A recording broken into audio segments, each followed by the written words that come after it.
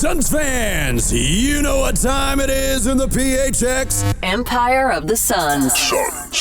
Phoenix Suns. Empire of the Suns.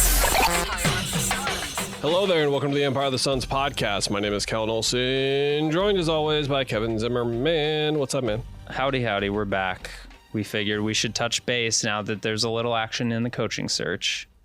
And people are staring at us through the windows, even though there's apparently a light to tell people not to stare through the windows. All right. Rude. Since we joined you last, there was a Brian Gregory press conference. The word align is now a meme in Suns lexicon forever. Really the only takeaway there, Suns have a lot of lawsuits going around right now. That's not great. No. I think we'll talk about that more at some point in the summer, depending. But Baxter Holmes wrote up a story a couple days ago. There's a couple of them going around. It's not great to see, not what you want to see for everything that we were expecting out of the organization with an ownership change. I think that's it. We're not going to talk about Kevin Durant for Paul George, the guy who couldn't move last year and is owed $200 million more or something. Probably not going to do that. I did not expect you to say that, so I hope we don't. Probably not going to do that. Cool. Content-wise, the main thing we're going to talk about today, we're going to talk about the playoffs a little bit later. Two people who picked Knicks and Thunder in the finals, by the way, in the preseason. Did you track? Do you remember that we did that? I always forget I pick things, and I'm I think I did that, but then I could be lying to myself. This is not an I was right tour, as always. We were right tour, as always, because we came on and did a bracket run through, and we both were. I think I picked Lakers though, and obviously that was very wrong. Well, no, we were both to this point. I at least was Knicks have no shot. Stop. You were you were talking yourself into the Knicks, and I was stop. They have not beaten anyone. Did they neither of us had? Did you have Pacers? Over the Cavs, no. Yeah. No, for sure. That was shocking. We'll get to that a little bit later. I'm looking through our website, ArizonaSports.com, right now, and it's just pretty much been Gregory and what's next for him. James Jones moves on to an executive role. I think there will be a zoom out podcast within a month or 2 or 3 months when we know exactly what everything is, if that makes sense. So there's a James Jones conversation for us to have. We'll get there, I think, once we know what this team is and there's a sign off for going into this next era of Suns basketball. So we just don't know what it is. We assume it's what you get in a Kevin Durant trade. Bradley Beal's not there, but that's so vague and just hollow that we don't really know. I wrote a 2-part story looking at why I think the Rockets and the Suns are a perfect match for a Kevin Durant trade. That includes getting the number 10 pick back, because I don't think you should be that excited about getting Jabari Smith Jr. and Jalen Green as the main return for KD. Bigley wrote a story about Mikal Bridges. That's not going to happen now. That's certainly not going to happen anymore, but we've got a head coaching search going on and we've got names. So we're going to roll through a handful of them here. We're not going to, can I start here? Yeah. I know I've been talking a lot. I'm driving the thing and now that's your job. I'm doing a thing to, I'm not supposed to do a thing after driving. That's not what I'm supposed to be doing, but I'm going to do it anyway. People have been listening to the things podcast, I don't know. I don't know. I love sports and how people can just have an opinion on everything. Because you know how I am with GM searches and coaching searches. Most of the time, I don't know, they're an assistant and that, I don't know. Culture, I don't know. Dude, I feel like I always do this for our side because I'm generally working during the days. If I have a few hours, I'm I'm going to deep dive on all the best AD candidates for ASU. I feel like I have a better grasp of doing that, even though I don't follow ASU as closely as that, just because you can be these people are qualified, right? Here's a list of people who are qualified. This one is super hard. The GM one is hard too, just because you don't know. It's so Sean Sweeney, who has been an assistant under Jason Kidd in Milwaukee and now Dallas, is someone who is looked at as responsible for some of the defensive success that they've had in those teams. But how much of that is him? How much of it is the roster he had? How much of it is Kidd himself? These are the types of conversations where how much of heat culture is actually Chris Quinn? Yeah. I don't think it's too much, but he deserves credit. But if he comes over here, I don't think he's how does that what do they call it? In a new, the property, if you will. I don't know what you're trying to say. It's okay. I don't want transformative. I want transitional property. Is that the word? Don't know. I'm giving up. I gave it like 8 more seconds than I should have, and I'm giving up. We've got names. I'm not helping. I'm sorry. Sweeney, who I mentioned, Dallas assistant, David Fizdale, 2-time NBA head coach on the Suns staff as of right now, at least. James Borrego, former head coach in 2 different stints as well. Currently with the Pelicans, if I remember correctly. Johnny Bryant, who is one of this is your classic hot young assistant on the rise name, where he's like still in his late 30s or early 40s or whatever, and has quickly rose to associate head coach title in New York and now Cleveland. Jordan Ott, the assistant from the Cleveland Cavaliers, who I believe works under Bryant with the way those just a regular old assistant, who went to Michigan State. Steve Hetzel, an assistant from the Brooklyn Nets, who went to Michigan State. Micah Nori, the assistant, probably the most outside of Chris Quinn with Miami, probably the most notable name here, just because he's been like viral for NBA diehard fans for a couple of years now, because he kind of turned his post-halftime interviews into a sort of joke of sorts. He went on to like later admit that there was a game where someone would be like, "Can you fit backgammon into your spiel?" And then he would do it. He's a very funny guy. And then Dave Bliss, who is, I believe, the number 2 to Mark Daigneault in Oklahoma City. Again, like I don't know how the pecking order thing works. Like Willie Green was obviously the number 2 to Monty. This is a thing from afar where we can't really say. And then Chris Quinn, the assistant out of Miami. Again, I welcome all takes, but I was surprised. I wasn't surprised, but Burns and Game, I was listening to them on the way in, and they had 65% in their poll voting for Quinn as the coach they want to see. And I think that's just because people know Chris Quinn the most. Only player in this group, right? The only former player in this group. But I think where we can start is this is pretty run-of-the-mill what you would normally see with the list. The main thing missing is like the big names, like a Taylor Jenkins, Michael Malone, whatever. But this is the kind of list you normally see. Yeah. I mean, I think the top candidates, and from what it seems, even if you like have this and cut out some of the guys, I wouldn't expect Borrego or Fizdale to get it just because of circumstances and what we've heard about. They probably want a young coach because they've had 2 pretty well-respected coaches fail lately.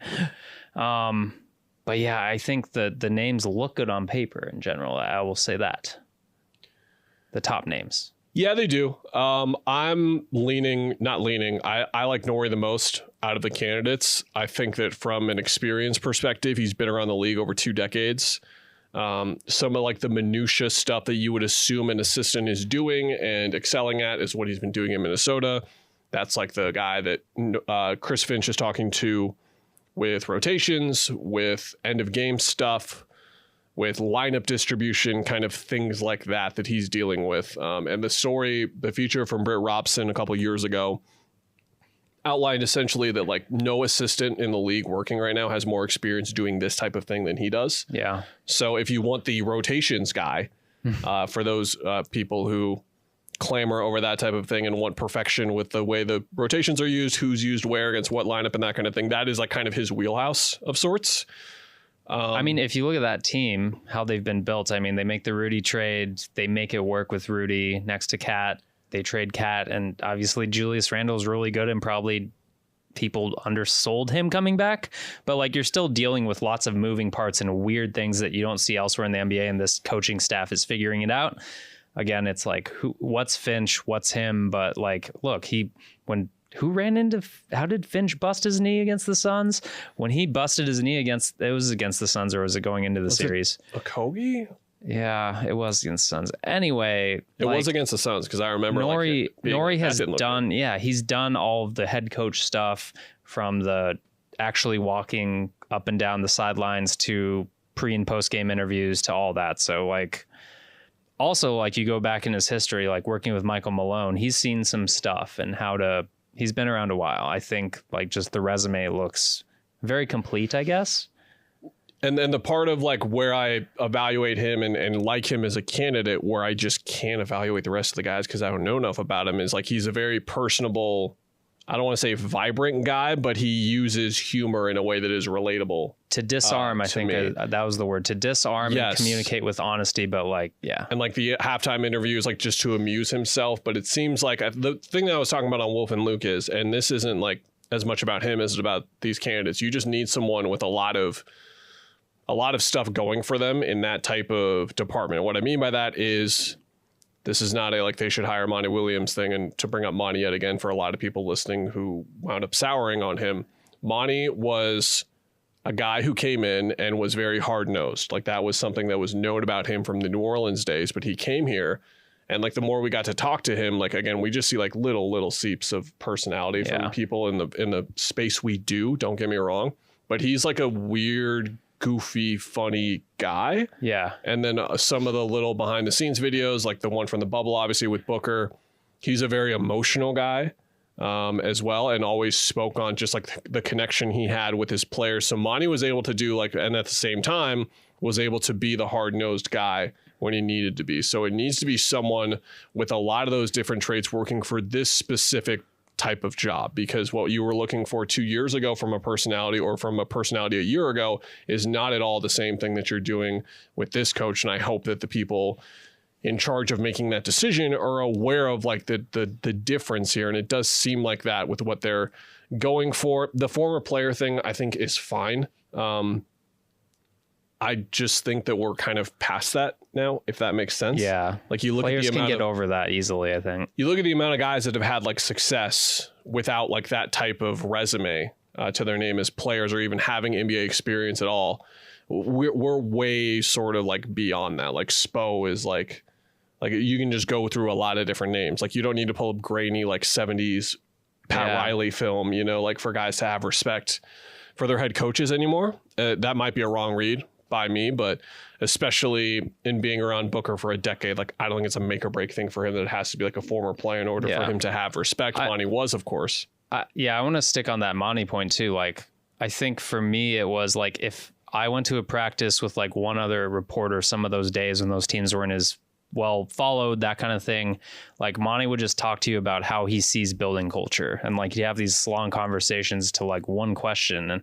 And I think the last few coaches, I don't expect them to talk to the media if they don't want to, but like they had missing something of engaging a human being. That's super important in this. And I think with Micah Nori, that's one example where like the humor thing you read about, Sean Sweeney, I think I would imagine he's up there just because like, again, we don't know what his hand was in building, like, for example, Dallas's defense around Luka and making that work so well these past few years. I know Luka's not there anymore. But for sure, he has a track record on the record of like Giannis he worked with in Milwaukee, and like Giannis worked where there's a story. If you just Googled those two names, it's like Giannis was yelling and cussing at and trying to beat him up, but they're actually like really good friends and really close. Like he was honest with him. They have a really deep relationship. I forgot who else gave him a lot of credit, but just like these coaches with developmental stuff in their background have that extra something where they can get a superstar to do something different or change their game or work on something. And I know like Devin Booker probably doesn't need that, but everyone else around him probably could use some of that. I should mention the Michigan State thing. Jordan Ott started at Michigan State in 2008. Steve Hetzel is a long time. He has over 15 years of NBA experience, to be clear. But he started with Michigan State in 2003. Gregory left Michigan State in 2003. Ishbia left Michigan State, I believe, like on the team. He was on the team until 2002, so they could have crossed paths. Hetzel started going to school there in 2000, but Gambo has it down to like 5 names already. He was saying just on the drive-in for me, Sweeney, Nori, Bliss, Ott, and then Quinn, which makes sense. The Quinn thing, just to like speak on him beyond like the quips and stuff. My 2 main hesitations are, and this is just like why I'm not saying he's the guy. He's like 1A, 1B, 1C. You got to go get him again. Like I'm trying not to mock people who are like very serious about like this type of thing where we just know so little. But the 2 main holdups for me, 1, he's been a hot candidate for 5 years now. No one has hired him. I don't know why.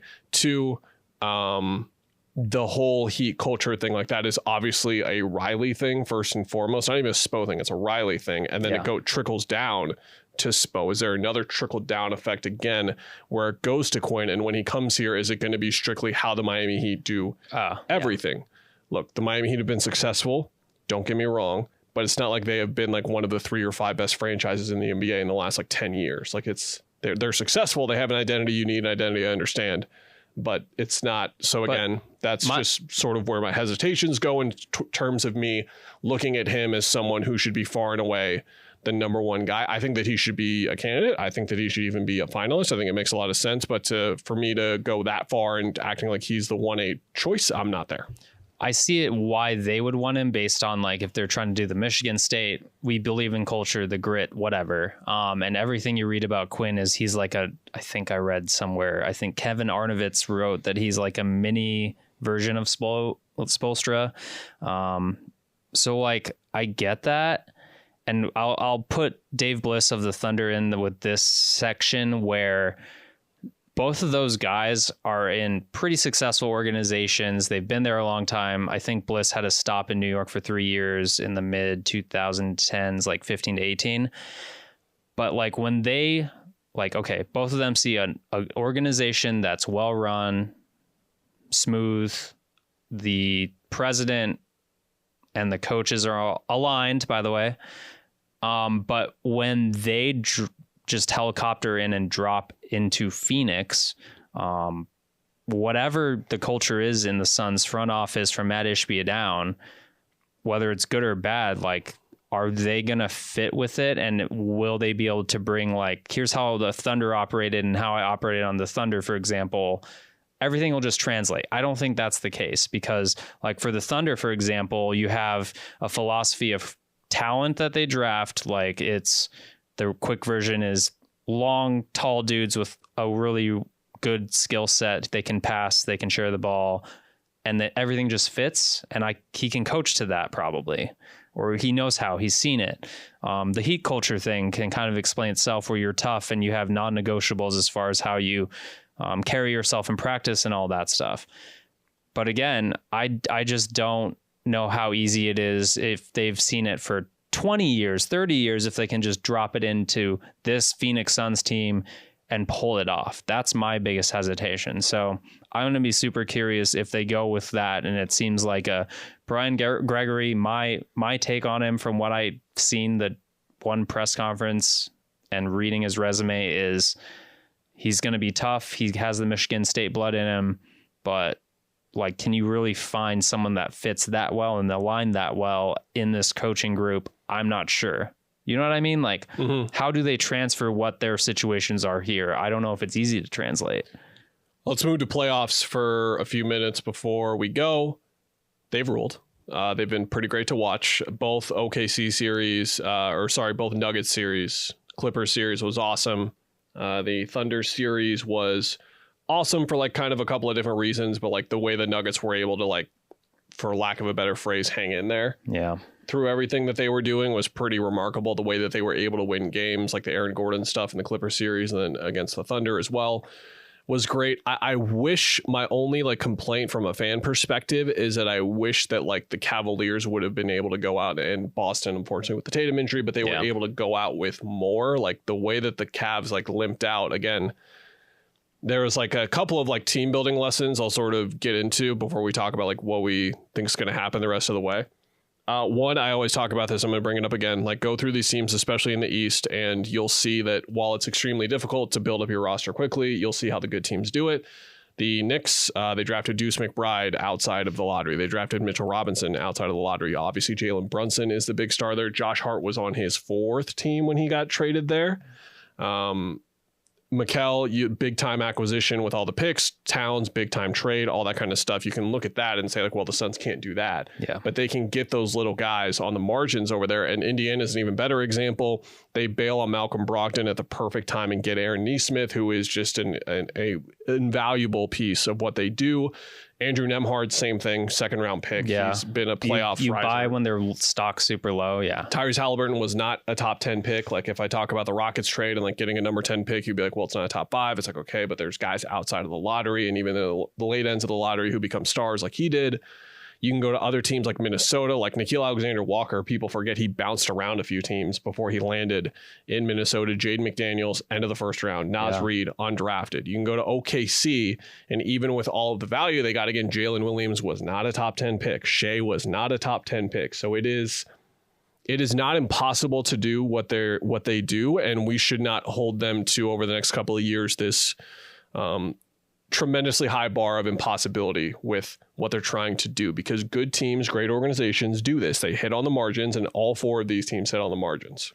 Yeah, and you flip them, and yeah, the Shea trade, like his stock was there. Again, it's buying before you think it's going to blow up for these guys. Halliburton's same thing.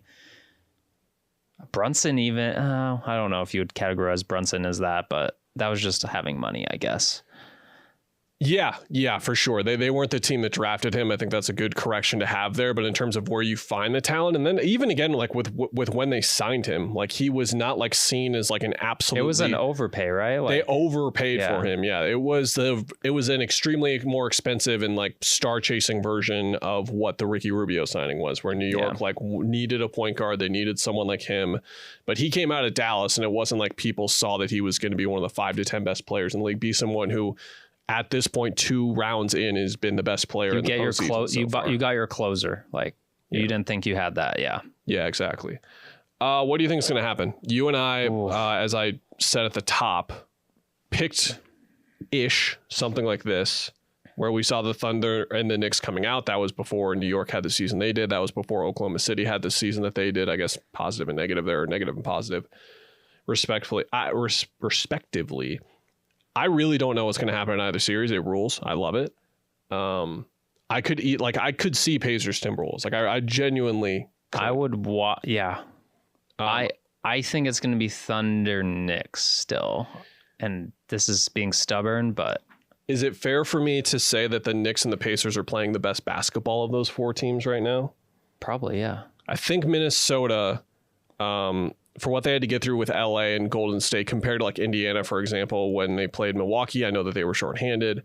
But what they did against Cleveland, again, lessons here. Like there was such a big thing made mid-season about how like you can't build with stars anymore. You need deep teams like this team and that team and that team. And like it worked for OKC to an extent. But remember, they were like, we don't need Cam Johnson. We have 47 first-round picks, but we have Isaiah Joe and Kaysen Wallace and Aaron Wiggins. And I don't mean that as any respect to 3 players that I really love watching. Wallace has been pretty good for them. There's been moments, of course, where he looks like a young player in his first postseason. Joe has barely played, and Wiggins has been rough. And Cleveland is in a situation where if Garland is hurt, okay, you have Ty Jerome, who had a really rough postseason. Okay, that's where Mobley can step up. Well, that didn't happen. You look at Jared Allen as someone who that didn't happen. Like, and now it's just Donovan Mitchell all of a sudden is like the Devin Booker against the Nuggets guy from 2 years ago, where it's like, does this guy have to do everything when you have all of these players on your team and they're a much deeper version of that? So I think that's like another lesson to take away is like, I get that there are deep teams in here. Like the Thunder are deep, the Timberwolves are deep, but the Thunder are playing to 7 or 8 guys. Like Caruso through the regular season, I think I looked it up. He played 25 plus minutes, I think 5 times all year because they use so many different guys. And now he cannot leave the floor for them at all. Minnesota is very shallow all of a sudden. I mean, that's why Boston, when they went all the way last year, it's like, they aren't necessarily deep, but like they're just top 5 and they remained healthy for the most part. And Porzingis, came back and was pretty good off the bat. Like you have to have a lot of luck in this. Like I think Suns fans know, like Joe Johnson falling on his face, that changes completely everything. Suspensions changes everything. So I don't know, man. It's been really good. And I thought hockey was catching up to basketball. I always hate when I hear that. Yeah, I always hear that stuff and like, the product's I wasn't even trying to be sarcastic. Is that like a thing that people? It was did I miss a day on the timeline or something? The All-Star break, the entire All-Star break. Oh yeah, okay. Well, I'm still a little petty about that, but that's fine. The product's still really petty, good. My king, go for it. Yeah, I'm being empowered because like Steve Nash has his podcast now, and he and LeBron are like, we should do this. If you've seen the MJ stuff, when I think I saw one interview about like someone talked to MJ and they were like, is he just going to like go at LeBron? And it's like, no, he wants everyone to like start respecting all the players because he knows that this era of basketball players is really good.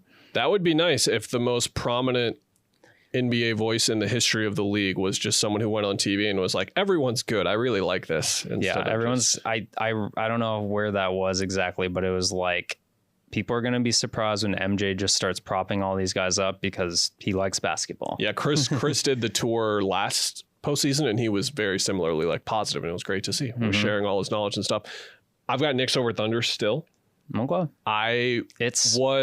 When we did the bracket, you could sense my skepticism of OKC, where I was just like, I wasn't ready to go all the way in yet, and that has been shown. Yeah. J-Dub had a horrible series against Denver. He was awful. It's weird because like the West is so competitive with the parity that it's hard to like judge. It's like apples and oranges about where these teams are. You know what I mean? Yeah. Like they could hit the NBA Finals and whichever West team comes out just blows them out, and I would not be surprised. Can I give you the easy case for why Minnesota would be NBA champions? Yeah. They would have the best player in that series against OKC, and then they would have easily the third best player as well. Like Julius Randle has outperformed Holmgren and J-Dub by a mile. Hasn't been close. He's been awesome. Yeah. So I think there's a real Minnesota case there. And again, I think that the OKC depth guys who contribute, like there isn't just like a Jalen Williams, J Will thing where he's dropping 21, or like the Wiggins games where he was scoring 40 and then 36 and 29. They need more. They need the Isaiah Joe 5-3 game, which I think he did in the first round, I want to say, against Memphis, but it wasn't much for him to, like, they need the Julian Strawther stuff for Denver. Or like Chet's not there yet in his career, I think, where he just or Chet just averages 25 a game in this series. Yeah, like I don't know if he's that right now. Yeah, I feel like he's the guy who could easily be the second best player or third best player in a series, but he's like a year off, I think. Yeah. And I have no idea on Pacers Knicks, none at all. I watched the 30 for 30 last night in preparation. I can't wait. Oh, that's a good idea. Can't wait. Very good idea. Yeah. It holds up. It's good stuff. All right, we got to run because our cohort's about to be in the clubhouse and someone needs to watch our website. I should probably get home. Yeah, there's like social things being sent and everything, and you have children to take care of. Hope everyone's well. We'll be back when they hire a coach. Which will be in like a week or two. Yeah. Probably a week. Yeah. Bye.